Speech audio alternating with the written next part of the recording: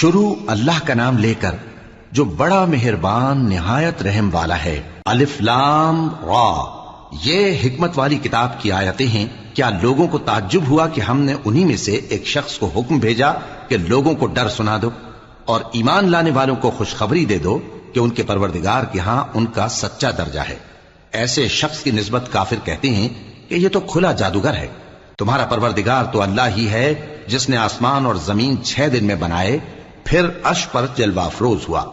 وہی ہر ایک کام کا انتظام کرتا ہے، کوئی اس کے پاس اس کی اجازت حاصل کیے بغیر کسی کی سفارش نہیں کر سکتا۔ یہی اللہ تمہارا پروردگار ہے تو اسی کی عبادت کرو، بھلا تم غور کیوں نہیں کرتے؟ اسی کے پاس تم سب کو لوٹ کر جانا ہے۔ اللہ کا وعدہ سچا ہے، وہی خلقت کو پہلی بار پیدا کرتا ہے، پھر وہی اس کو دوبارہ پیدا کرے گا تاکہ ایمان والوں اور نیک کام کرنے والوں کو انصاف کے ساتھ بدلہ دے۔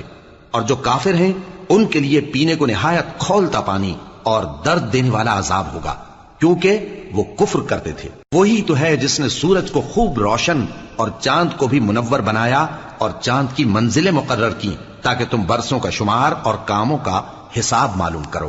یہ سب کچھ اللہ نے تدبیر سے پیدا کیا ہے، سمجھنے والوں کے لیے وہ اپنی آیتیں کھول کھول کر بیان فرماتا ہے۔